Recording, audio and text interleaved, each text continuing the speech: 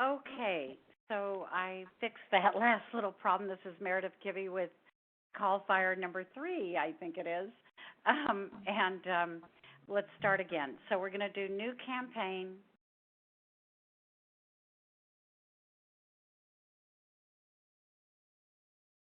We're going to change the name up here.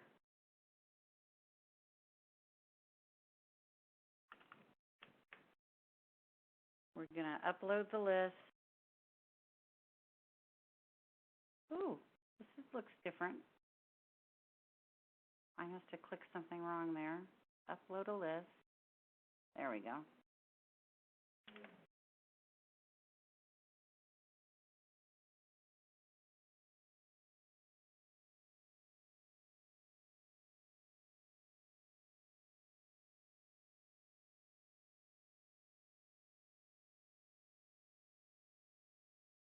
And again, manually change the names or name them. So the first column has to be the phone numbers. Make this home number no matter what. Just make it home number. These two can be default. Continue. I agree. And they removed one invalid number. Actually, that's just the heading, the name, phone number, the words name, phone number, etc. If there had been duplicate numbers and stuff, they would have deleted that. They would have gotten rid of that. Okay, complete upload. Now, this is the phone number that I chose to have as the one I'm calling from, and also it's the one that will show up on the caller ID if you want to, you choose whichever number you want. Now continue. Now it says start making calls, but hold on, you've got a couple things to do. The first thing you want to do is do add smart drop. That is your voicemail that you chose, so that you recorded. So you choose the one right for this campaign, and you click on it, and then you say save and close. And then the other thing you want to do is click on advanced options. And its default is to have it ring 4 times before it will go on to another call if no one answers and no voicemail answers. But I think that is really wrong. I picked 7. And other than that, it won't call numbers before 8 a.m. or after 9 p.m. their time. But if you want that changed, you can. And now save and close. And now we're ready to start making calls. So you click Start Making Calls. And it's going to call me. Hang on.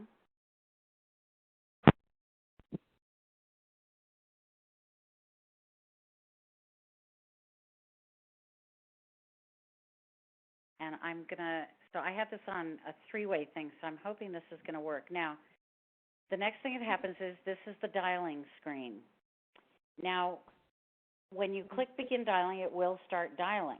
So just for a moment here, I want to show you a couple things. For one thing, you can go down here to settings. Now, their default, if you go down here to set your hold music, they have a default type of music that comes on instead of you hearing the phone ringing. One of the things I don't like about CallFire is you don't hear the phone ringing.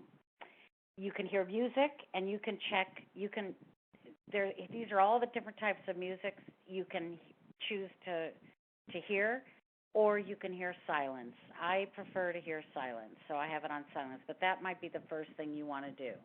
And now go back to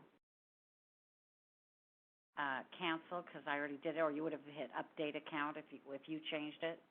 And now you do begin dialing. Now, notice down here, by the way, also is end session.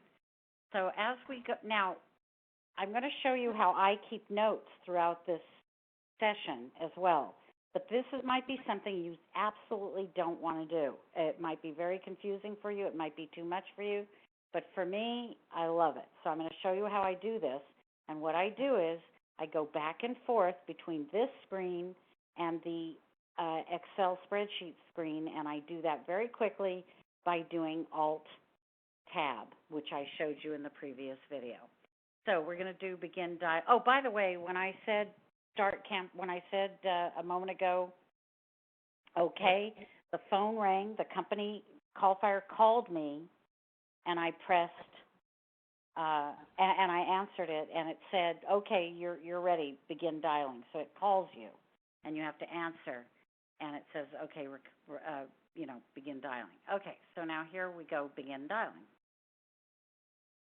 You can keep notes here, by the way, which I do not do. So that's something you could do. You could also upload a script if you wanted to. Okay, begin dialing. Now, we're not going to hear it dialing, but you can tell it's dialing by these things. This is where it's dialing, Colorado Mountain. So what I'm going to do is I always go by the last four digits. So I'm going to go Alt-Tab and go back to my thing and go to my Colorado it was. There it is. And I just mark a little X so I know it was calling that number. That's what I do. And one of the reasons hello? Okay, that one was a weird one. Nothing happened. So in that one, now it's asking me, do I want to take a break or do I want to do the next call? So in this case, I'm going to do the next call. Now, this is a very small campaign. Now it's New Mexico 5595. So I'm going to find that. But let's say I wanted to stop this campaign in the middle. Well, later I'm going to want to know which numbers were not called yet. For me, I like to know that because as I explained in my record keeping video. Hello?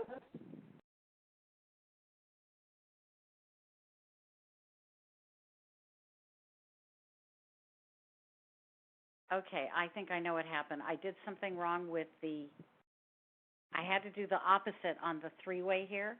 So I am going to have to, I don't want to stop this whole thing, this recording and start again. So what I'm going to do, actually, let me finish explaining a couple things and then I will start up the recording again. So what happens here is, I think I know why I couldn't hear them. I was on the wrong deal. If I had heard them, I would have spoken, or if I'd seen it was a voicemail, I would have clicked Smart Drop, which was there. But now it's asking me if I want to take a break or do the next call. Now, as I explained in my record-keeping video, once I'm through with this, I'm going to put all these numbers into my record-keeping, all of them that were called, because some people who I didn't reach are going to call me from caller ID, or some people will go, like the voicemail I left tells them to go to the website if they want to.